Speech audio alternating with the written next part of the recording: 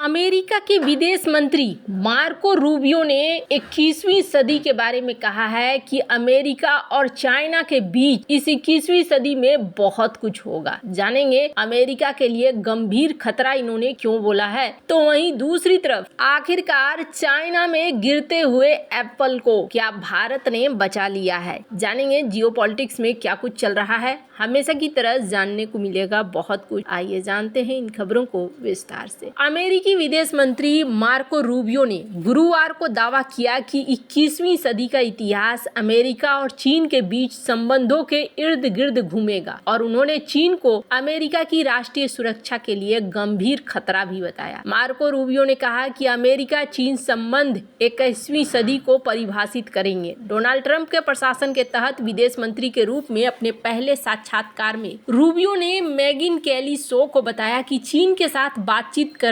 बातचीत न करना बेतुका होगा और उन्होंने अमेरिका की पिछली विदेश नीतियों की आलोचना की, जिसमें चीन को एक समृद्ध और शक्तिशाली राष्ट्र के बजाय एक विकासशील देश के रूप में देखा गया। 21वीं सदी का इतिहास काफी हद तक अमेरिका और चीन के बीच जो हुआ उसके बारे में होगा, कहा गया रूबियो के द्वारा। मार्को रूबियो ने कहा कि चीन दुनिया का सबसे शक्तिशाली देश बनना चाहता है और ये ऐसा हमारी कीमत पर करना चाहता है। यह हमारे राष्ट्रीय हित में नहीं है और हम इस पर ध्यान देने जा रहे हैं। हम इस पर युद्ध नहीं चाहते हैं, लेकिन हम इसका समाधान करने जा रहे हैं। मार्को रूबियो ने यह भी कहा कि चीन खुद को 2035 से या 2050 तक दुनिया का सबसे बड़ी शक्ति बनने वाला मानता है। पिछले अमेरिकी नेतृत्व ने इस विचार को पुख्ता किया है कि चीन के लिए अमेरिका कमजोर होता जा रहा है। और आपको बता दूं, मार्को रूबियो ने इस बात को भी स्पष्ट किया कि ट्रंप का ग्रीनलैंड खरीदने का जो प्रस्ताव है ये कोई मजाक नहीं है, ये इस मामले में सीरियस है। साथ में उन्होंने इस बात को भी कहा कि चीन के पास अमेरिका के साथ संघर्ष की स्थिति में पनामा नहर को बंद करने की आकस्मिक योजना है और वाशिंगटन राष्ट्रीय सुरक्षा के लिए खतरे के रूप में जो कुछ भी देखता है उसे संबोधित करने का इरादा रखता है। शीर्ष अमेरिकी राजनयिक के रूप में अपनी पहली विदेश यात्रा पर मध्य अमेरिका जाने से कुछ दिन पहले श्री रूबियो ने सीरियस एक्शन के द मेगिन कैली शो में एक इंटरव्यू दिया, जिसमें चिंताओं को दोहराया। ट्रंप ने 20 जनवरी को अपने उद्घाटन भाषण में फिर से पनामा पर 1999 में नहर के अंतिम हस्तांतरण के लिए किए गए वादों को तोड़ने और इसके संचालन को चीन को सौंपने का आरोप लगाया। ऐसे दावे जिन्हें पनामा सरकार ने सख्ती से नकार दिया है। उन्होंने उस समय कसम खाई थी कि अमेरिका नहर को वापस ले लेगा, लेकिन ये नहीं बताया कि कब और कैसे। रूबियो, जो कि सीनेट में अपने कार्यकाल के दौरान लंबे समय तक चीन के पजदर रहे हैं, उन्होंने हांगकांग स्थित एक कंपनी की ओर इशारा किया जो नहर के अटलांटिक और प्रशांत प्रवेश द्वारों पर 2 बंदरगाहों का संचालन करती है जो अमेरिका के लिए जोखिम है। उन्हें वही करना होगा जो चीनी सरकार उन्हें कहती है, और अगर चीन में सरकार किसी संघर्ष में उन्हें पनामा नहर बंद करने के लिए कहती है तो उन्हें ऐसा करना होगा, रूबियो का ये कहना है। और वास्तव में मुझे इस बात में कोई संदेह नहीं है कि उनके पास ऐसा करने के लिए आकस्मिक योजना है। ये एक सीधा खतरा है। पनामा सरकार ने नहर का संचालन चीन को सौंपने से जोरदार तरीके से इनकार किया, जोर देकर कहा कि ये नहर का प्रशासन सभी शिपिंग के लिए निष्पक्ष रूप से काम करता है। इससे पहले 30 जनवरी को पनामा के राष्ट्रपति जोस राउल मुलिनो ने देश की यात्रा के दौरान श्री रूबियो के साथ नहर पर नियंत्रण पर चर्चा करने से इनकार कर दिया था। उन्होंने संवाददाताओं से कहा था कि नहर पनामा का है। हालांकि नहर का संचालन पनामा द्वारा किया जाता है, लेकिन दोनों ओर के 2 बंदरगाहों का संचालन सार्वजनिक रूप से सूचीबद्ध हांगकांग की कंपनी सीके हचिंसन के द्वारा किया जाता है, जबकि पास के अन्य बंदरगाहों का संचालन अमेरिका, सिंगापुर और ताइवान की निजी कंपनियों द्वारा किया जाता है। श्री रूबियो ने नहर को फिर से अपने कब्जे में लेने के श्री ट्रंप के वादे को नहीं दोहराया, लेकिन इस बात पर जोर दिया कि अमेरिका राष्ट्रपति द्वारा उठाए गए मुद्दों को संबोधित करने का इरादा रहता है। उन्होंने कहा कि वर्तमान स्थिति बस जारी नहीं रह सकती है। उन्होंने कहा, मैं तर्क दूंगा कि नहर पहले से ही चीनियों के हाथों में है। उन्होंने उम्मीद जताई कि इस मुद्दे को जल्द ही सुलझाया जा सकता है। आलोचकों ने नहर के साथ साथ डेनमार्क के अर्ध स्वायत्त क्षेत्र ग्रीनलैंड पर अपनी धमकियों में भी ट्रंप पर आधुनिक साम्राज्यवाद का आरोप लगाया। उनका सुझाव है कि इस तरह के बयानबाजी से रूस को यूक्रेन में अपने युद्ध को प्रोत्साहित कर सकती है, और अगर चीन स्वशासित ताइवान पर आक्रमण करने का फैसला करता है तो ये उसे औचित्य प्रदान करता है। कुछ विश्लेषकों ने सवाल उठाए हैं कि क्या ट्रंप आलोचकों के अनुसार भूमि हड़पने के बारे में गंभीर है अनुमान लगाया कि बाद में रियायतें प्राप्त करने के लिए चरम वार्ता स्थिति बना सकते हैं। खैर, अब जहां एक तरफ ये सारा सीन देखने को मिल रहा है, एक वीडियो देखिए काफी पहले जब ये सीनेटर थे, जब इनको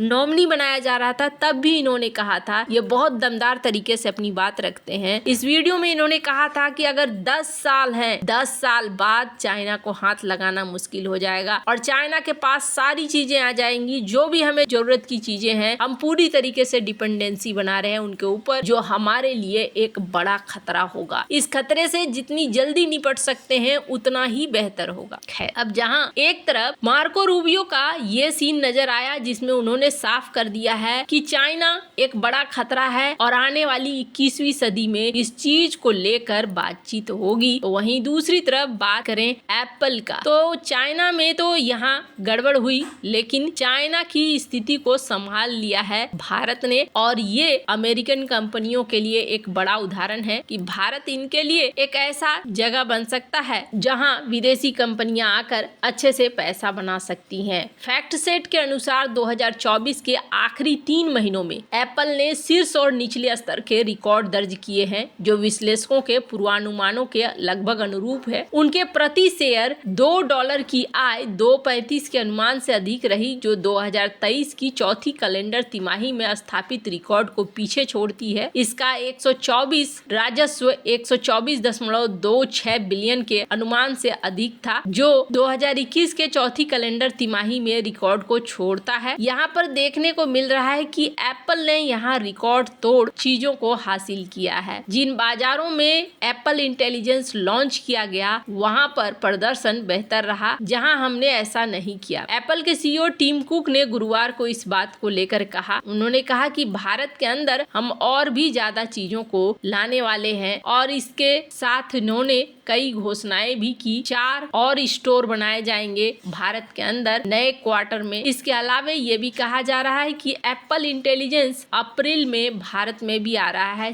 टिम कुक ने इस चीज को कंफर्म किया। टिम कुक ने कहा कि आईफोन का Q1 का सेल भारत के अंदर बहुत ही अच्छा रहा और ये इस चीज को चाहते हैं कि और भी ज्यादा ये बरकरार रहे, चीजें लाइन अप हो। एप्पल जैसी कंपनियों के लिए बहुत ज्यादा जरूरी है, लेकिन ऐसा नहीं है कि एप्पल को लेकर भारत को रोकने की कोशिश चाइना नहीं कर रहा है। सबसे बड़ा एग्जाम्पल आपको देखने को मिलेगा कि चाइना ने भारत को आने वाले क्रिटिकल चीजों को, क्रिटिकल मिनरल्स को, इन सब को रोकने की कोशिश की है और कई सारी चीजों को देर कर रहा है। फॉक्सकॉन ने ये भी देखने को मिला है, चाइना से आने वाले जो मटेरियल है, इसके अलावे लोग हैं, इनको भी रोकने की कोशिश करी है। तो ये सारी चीजें हैं, दिक्कतें हैं, पर इन दिक्कतों के बीच में अब देखना होगा कि भारत कैसे निकल पाता है। फिलहाल के लिए ये बहुत पॉजिटिव खबर है, पर भारत को इस चीज को बनाए रखने की जरूरत है। वैसे आपको क्या लगता है, इन सब मामले में आपकी क्या राय है, कमेंट कर जरूर बताएं। जल्द मिलते हैं अगले वीडियो में नई खबर के साथ।